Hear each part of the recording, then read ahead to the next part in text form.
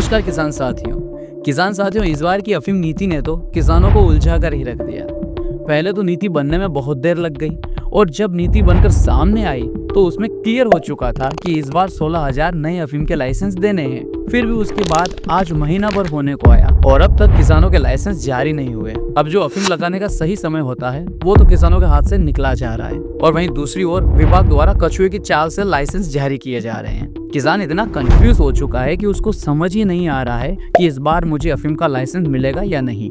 अब यहाँ पर इनको करना ये था कि नीति बनते ही उन 16,000 किसान भाइयों के नाम अलग से सूची बनाकर सामने रख देने थे, ताकि किसान भाई उन 16,000 नाम में अपना नाम ढूंढ ले और उनको पता लग जाए कि वह पात्र हैं या नहीं। कम से कम उनकी कंफ्यूजन तो दूर होती। पर विभाग ने ऐसा नहीं किया, बल्कि धीरे धीरे आराम से कुछ नाम सामने रख रहे हैं, जैसे कोई प्रसाद बट रहा हो।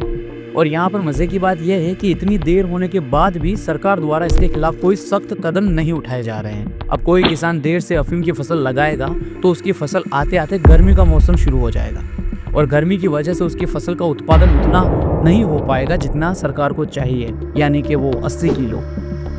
तो इसका जिम्मेदार कौन होगा? अब इस कछुए की चाल के चलते किसानों को बहुत नुकसान उठाना पड़ सकता है। अब इसी चीज को देखते हुए हमारे सांसद महोदय माननीय श्री सुधीर जी गुप्ता, उन्होंने नारकोटिक्स आयुक्त ग्वालियर को एक पत्र लिखा और उस पत्र में उन्होंने बहुत सारी बातें लिखी। उन्होंने लिखा कि मेरे संसदीय क्षेत्र में जो अफीम काश्तकार हैं उनको जो लाइसेंस जारी किए जा रहे हैं उसकी जो प्रक्रिया है वो बहुत ही धीमी है, इसलिए इस धीमी प्रक्रिया को छोड़कर शीघ्रता से उनके लाइसेंस जारी किए जाएं। इसके साथ वो ये भी लिखते हैं कि लाइसेंस देते समय लेन देन की कोई भी शिकायत नहीं आनी चाहिए, यानी कि किसी भी प्रकार का भ्रष्टाचार नहीं होना चाहिए और अगर ऐसा हो तो उनके खिलाफ सख्त से सख्त कार्रवाई की जाए। यह पत्र उन्होंने 17 तारीख को लिखा। अब देखना यह है कि इस पत्र के बाद इस कार्य में तेजी आती है या नहीं। अब दोस्तों साथ ही हम बात कर लेते हैं हमारे पिछले वीडियो की। उस वीडियो में कुछ नेगेटिव कमेंट्स आए थे जिनको मैंने जवाब देने की कोशिश भी की। कमेंट्स में लिखा था कि फेक वीडियो है, जानकारी सही नहीं है, इस प्रकार के कुछ कमेंट्स थे। पर मैं अपने किसान भाइयों को बता देना चाहता हूँ कि 2024-2025 के लिए पात्र किसानों की जो सूची है वो वही है, वो ही लिस्ट है। उसी के अंदर 1995 से 98 वाले जो नए किसान भाई है जिनको नया लाइसेंस मिलेगा, उन सभी किसान भाइयों के नाम उसी सूची में आएंगे और बहुत सी जगह यह लिस्ट अपडेट हुई है और नए नाम जुड़े हैं।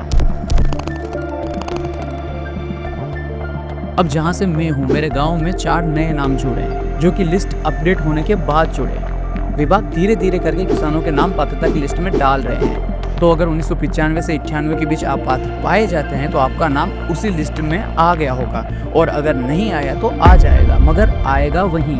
तो मेरी उस वीडियो में दी गई जानकारी गलत नहीं थी। मेरी वीडियो आने में देरी हो सकती है पर वीडियो में दी गई जानकारी हमेशा सही होगी और इस बात का हम खास ख्याल रखते हैं। और दोस्तों इस चैनल पर हम बहुत ही जल्द ऐसी वीडियो लेकर आने वाले हैं जिसमें कृषि विशेषज्ञ हमारे साथ जुड़ेंगे और हम उनसे अफीम की खेती के बारे में छोटी से छोटी जानकारी जानने की कोशिश करेंगे कि किस प्रकार हम अफीम की खेती से अच्छा उत्पादन ले सकें, कौन सी खाद, कौन सी दवाई आदि कई प्रकार की छोटी छोटी जानकारी हम उनसे जानने की कोशिश करेंगे। और उसमें ये भी जानने की कोशिश करेंगे कि बहुत सारे किसान जल्दी अफीम लगा देते हैं और बहुत सारे किसान लेट अफीम लगाते हैं, तो अफीम लगाने का सही समय कौन सा है, ये बात भी हम उनसे जानने की कोशिश करेंगे।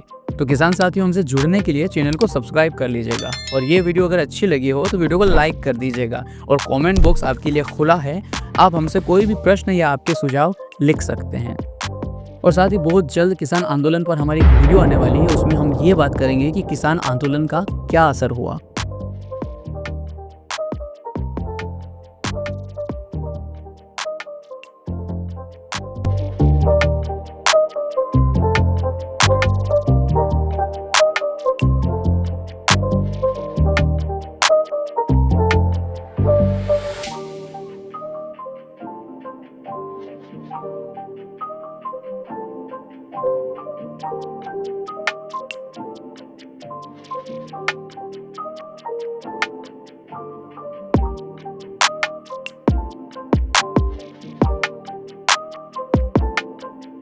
अब इस वीडियो में फिलहाल इतना ही। मिलते हैं हमारी अगली वीडियो में, तब तक के लिए आप अपना ख्याल रखिएगा।